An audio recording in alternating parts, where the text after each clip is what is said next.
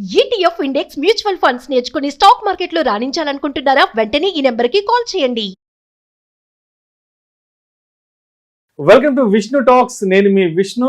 ప్రస్తుతం నాతో పాటు senior stock market analyst Sundararamareddy గారు ఉన్నారు. వారితో మాట్లాడదాం.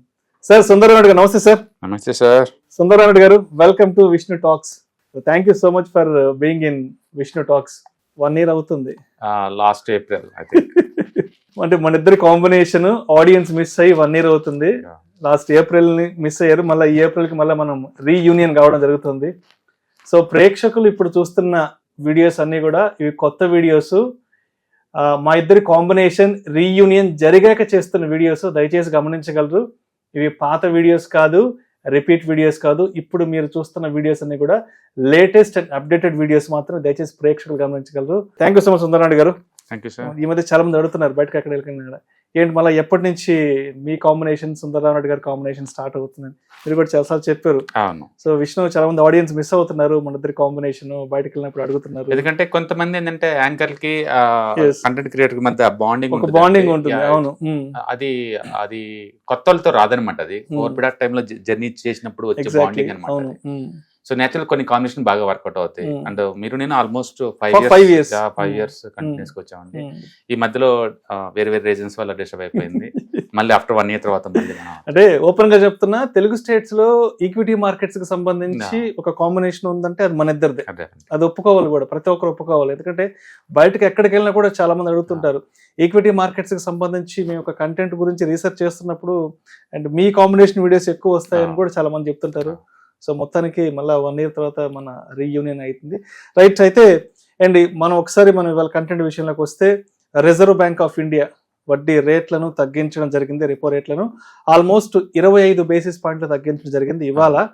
అండ్ February 7వ తారీఖు కూడా 25 basis points తగ్గించారు. మొత్తంగా ఈ సంవత్సరం ప్రథమార్థంలోనే 50 basis points తగ్గించారు. మరి రిజర్వ్ బ్యాంక్ ఆఫ్ ఇండియా తగ్గించిన ఈ వడ్డీ రేట్ల వల్ల అంటే ఈఎంఐలో ఇల్లు తీసుకున్న వాళ్ళకి ఇది ఎటువంటి ఉపశమనాన్ని కలిగించే అవకాశం ఉందంటారు? మన ఆడియన్స్ కొంచెం డీటెయిల్ గా తెలియజేయగలరు.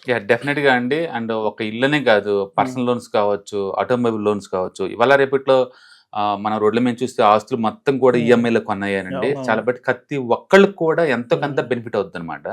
అండ్ మొన్న పేపర్ లో 25 basis points, మళ్ళీ ఇప్పుడు ఈ రోజు 25 basis points, మొత్తం ఓవరాల్ గా 0.50 తగ్గింది అనమాట. 30 basis points మీద తగ్గింది. అంటే దాని మీనింగ్ ఏంటంటే హౌసింగ్ ఇంట్రెస్ట్ రేట్స్ బిలో 8కి వస్తాయి. ఇప్పుడు దాకా అందరూ 9.5 పే చేస్తున్నారు కదా, బిలో 9కి వస్తాయండి. అండ్ ఇప్పుడు రెపో రేట్స్ అంటే ఆర్బీఐ బ్యాంకులకి ఇచ్చే వడ్డీ రేట్ అనమాట. రెపో రేట్స్ అది 6% కి ఫిక్స్ చేస్తారు వాళ్ళు. ఇంతకుముందు 6.5 ఉందన్నమాట. సో అది ఈ 2 installment లో కట్ చేసేసి టోటల్ గా 6కి వచ్చేసింది. కాబట్టి ఇంకా పర్సనల్ లోన్స్ కూడా తగ్గుతాయి, హౌసింగ్ లోన్స్ తగ్గుతాయి. అండ్ పర్టికులర్ గవర్నమెంట్ వాళ్ళు అఫోర్డబుల్ హౌసింగ్ ఫైనాన్స్ కి ఎక్కువ ఎంకరేజ్ చేస్తున్నారు. కాబట్టి డెఫినెట్ గా ఎవరైనా ఇల్లు కొందామన్నా, ఇల్లు ఈఎంఐలో కొన్నా వాళ్ళకి ఇది గుడ్ న్యూస్ అనమాట. సో ఎంత తగ్గబోతుంది అంటే, ఫర్ ఎగ్జాంపుల్ ఒక 20 years కోసం లోన్ తీసుకున్నారనుకోండి, ఒక 50 lakhs తీసుకున్నారనుకోండి, ఇంతకుముందు 9% అలా ఉండేది. 9% ఇంట్రెస్ట్ ఓపెన్ లెక్కేసుకుంటే 45,000 అలా అవుతుంది ఇంతకుముందు. ఇప్పుడు తగ్గించిన 50 basis points తగ్గించారు కాబట్టి రఫ్ గా 1,600 మిగులుతుంది 1,600 రూపాయలు పర్ మంత్. అంటే 45,000 కట్టే ఈఎంఐ కట్టే వాళ్ళందరికీ పర్ మంత్ 1,600 రూపీస్ సేవ్ అవుతుంది.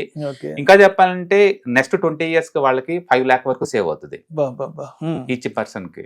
That's good news right. So ఇప్పుడు ఎవరికైనా మీరు లోన్ తీసుకొని కనుకుంటే బ్యాంకుకి వెళ్ళేసేసి మీరు 2 చేయాల్సి ఉంటుంది. ఒకటి, ఈఎంఐ తగ్గించుకోవాలంటే 1,600 రూపీస్ తగ్గించుకోవచ్చు. ఏది మీరు కనుక 50 lakh లోన్ తీసుకొని అనుకుంటే 20 years కి, ఎగ్జాంపుల్ కోసం చెప్తున్నాను. లేదు అంటే టైం తగ్గించుకోవచ్చు. లోన్ అంతే ఉంచుకునే అమౌంట్ ని టోటల్ టైం 20 years అనుకున్నాం కదా, దాన్ని 18 years లేదా 15 years తగ్గించుకోవచ్చు అనమాట. సో టైం అయినా కట్ చేసుకోవచ్చు, లేదా ఈఎంఐ అమౌంట్ అయినా చేసుకోవచ్చు. బట్ టైం ని ఈఎంఐ అమౌంట్ అంటే అంతే ఉంచుకొని టైం తగ్గించుకోవటం వల్ల ఏంటంటే ఎక్కువ సేవ్ అవుతుంది ఎవరికైనా సరే. ఎందుకంటే లోయెస్ట్ వడ్డీకి దొరికే ఏకైక లోన్ హౌసింగ్ లోన్స్ అండి. అవి అర్లీ కట్టే బదులు ఆ అమౌంట్ ని వేరే వాటిలో ఇన్వెస్ట్ చేయడం ద్వారా మనం ఎక్కువ రేట్ ఆఫ్ రిటర్న్ జనరేట్ చేసుకోవచ్చు. మొత్తానికి వరల్డ్ వైడ్ గా అన్సర్టనిటీ ఉన్న ఈ టైంలో కూడా ఇండియన్ గవర్నమెంట్ ఈ డెసిషన్ తీసుకోవడం డెఫినెట్ గా that is very good decision అండి. దాని మీనింగ్ ఏంటంటే ఆర్బీఐ లో మార్కెట్ ని వాచ్ చేస్తున్నారు, ఎకానమీని ప్రొటెక్ట్ చేయడం కోసం ట్రై చేస్తున్నారు. యాక్చువల్ గా లాస్ట్ ఇయర్ ఎప్పుడైతే ఇన్ఫ్లేషన్ 3.8 డ్రాప్ అయిపోయిందో, ఆటోమేటిక్ గా అప్పటికి గా అందరికి అర్థమైందండి, నెక్స్ట్ ఇయర్ ఖచ్చితంగా వడ్డీ రేట్లు 2-3 ఇన్స్టాల్మెంట్లు తగ్గిస్తారనేది. అందరూ అనుకున్నట్టే ఫిబ్రవరిలో తగ్గించారు, అండ్ ఇప్పుడు ఏప్రిల్లో తగ్గించారు. నెక్స్ట్ 1 or 2 quarters తర్వాత కూడా ఇంకోసారి తగ్గించే ఛాన్స్ ఎక్కువ ఉంది.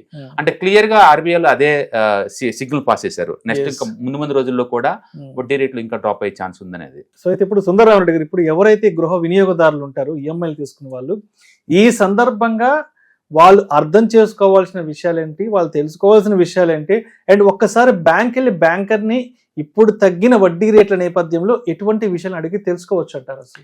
యూజువల్ గా ఆర్బీఐలో ఒక డేటా అనౌన్స్మెంట్ చేసిన తర్వాత రియల్ టైమ్ లో ఇంప్లిమెంటేషన్ మధ్య గ్యాప్ వస్తుందండి. అది 3 months దాకా ఉండొచ్చు మాక్సిమం. ఎందుకంటే ఎవ్రీ 3 months కి బ్యాంకులో రివ్యూ మీటింగ్స్ ఉంటాయి కాబట్టి లాస్ట్ టైంది 25 basis points తగ్గించింది ఎఫెక్ట్ అయింది లేదు చూసుకోండి ఒకసారి. అది ఎఫెక్ట్ కాకుండా ఉంటే ఇప్పుడు 2 కలిపి 0.5% చొప్పున ఎఫెక్ట్ అవ్వాలన్నమాట. కాబట్టి ఈ బ్యాంకర్స్ ఇది ఎంత త్వరగా కస్టమర్స్ కి పాస్ చేస్తారో చూడాలి. అంటే ఈ రోజు ఆర్బీఐ అనౌన్స్ చేశారు కాబట్టి ఈ రోజు నుంచి అప్ టు 3 months లోపు ఎప్పుడైనా బ్యాంకర్లో పాస్ చేయొచ్చు అది.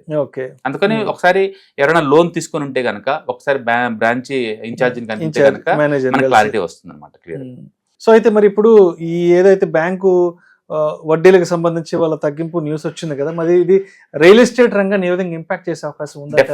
డెఫినెట్ గా పాజిటివ్ అండి. ఎందుకంటే రియల్ ఎస్టేట్ అనేది లాంగ్ టర్మ్ ఈఎంఐల్, అది ఆల్మోస్ట్ 20-30 years మన లాకింగ్ పీరియడ్ ఉంటుంది కాబట్టి, and affordability housing finance schemes కి బాగా హెల్ప్ అవుతుంది. అండ్ టోటల్ రియల్ ఎస్టేట్ కి ఇది positive. Not only real estate, even automobile loans తీసుకోవాలనుకున్నా, పర్సనల్ లోన్ తీసుకోవాల్సిన, ఓవరాల్ గా జనరల్ పబ్లిక్ యొక్క ఫైనాన్షియల్ నీడ్స్ కి తక్కువ రేటుకి ఇంట్రెస్ట్ దొరుకుతున్నాయి కాబట్టి, అంటే ఎక్కువ మంది ఇంకా ఎంకరేజ్ చేస్తుంది సిస్టంలోకి మీరు లోన్ కావాలని తీసుకోండి అన్నట్లు. అంటే రీసెంట్ గా లాస్ట్ 3.5 months లో కూడా ఆర్బీఐలు ఆల్మోస్ట్ 2.5 lakh crore మార్కెట్ లో పంప్ చేశారండి లిక్విడిటీ కోసం. సో ఎనఫ్ లిక్విడిటీ ఉంది కాబట్టి ఎవరికన్నా క్రెడిట్ కావాలి అనుకుంటే కనుక డెఫినెట్ గా బ్యాంకర్స్ ని అప్రోచ్ అవ్వచ్చు. సో ఇప్పుడు ఏదైతే ఈ బ్యాంక్ వడ్డీ రేట్లకు సంబంధించిన వార్త శుక్రవారం నాటి మార్కెట్లకు ఏ విధంగా ఇంపాక్ట్ చేసే అవకాశం ఉందంటారు? ఎందుకంటే గురువారం మార్కెట్లకు సెలవు ఉంది.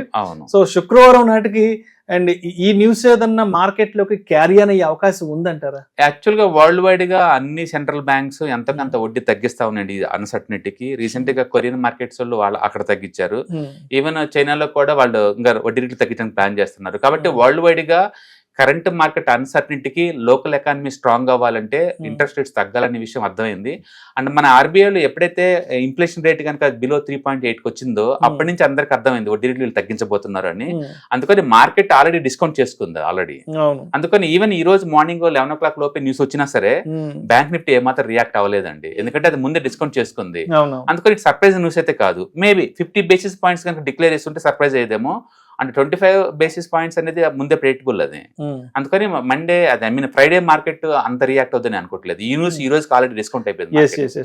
సో అంటే ఎలాంటి వార్తనైనా సరే మార్కెట్ డైజెస్ట్ చేసుకున్న సిచ్యువేషన్స్ వచ్చేసింది. ఎందుకంటే లాస్ట్ 7-8 months గా పెద్ద పెద్ద ఈవెంట్లను మార్కెట్ ఫేస్ చేసింది కాబట్టి, సో దీన్ని పెద్దగా కన్సిడర్ చేసే అవకాశం లేదు ఈ టైంలో చేయదు. రైట్.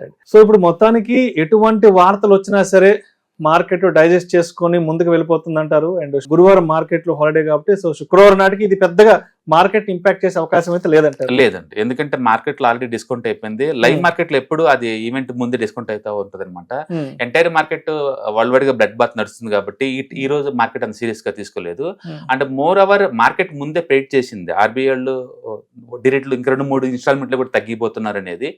అది కాబట్టి ఈ న్యూస్ కి ఇప్పుడు ఈ పాయింట్ ఆఫ్ టైమ్ లో అంత ఇంపార్టెన్స్ లేదు. కానీ రియల్ టైమ్ లో హౌసింగ్ లోన్ తీసుకున్న వాళ్ళకి, వెహికల్ లోన్ తీసుకున్న వాళ్ళకి, పర్సనల్ లోన్ తీసుకున్న వాళ్ళందరికీ మాత్రం డెఫినెట్ గా ఇది గుడ్ న్యూస్. ఎందుకంటే వడ్డీ రేట్లు తగ్గడం అనేది ఎవరికైనా ఇంట్రెస్ట్. అది కొత్తగా ఇల్లు కొందాం అనుకున్న వాళ్ళకి అది బూస్ట్ ఇస్తుంది. అండ్ రియల్ ఎస్టేట్ రంగం డెఫినెట్ గా ఇది స్ట్రాంగ్ పాజిటివ్. ఎందుకంటే అన్సర్టనిటీ ఉన్న ఈ టైంలో వడ్డీ రేట్లు తగ్గడం అనేది చాలా పాజిటివ్. అండ్ మోర్ ఓవర్ అంటే ఆర్బీఐలో క్లియర్ గా వాళ్ళు స్టాండ్ చెప్పారు ముందు రోజుల్లో కూడా ఇంకా అవసరాన్ని బట్టి వడ్డీ రేట్లు తగ్గిస్తాం అనేది. అది ఇంకా మోర్ మొరల్ బూస్ట్ చేస్తుంది అనమాట. డెఫినెట్ గా రియల్ ఎస్టేట్ కి, ఆటోమొబైల్ సెక్టార్స్ కి డెఫినెట్ గుడ్ న్యూస్ ఉంది.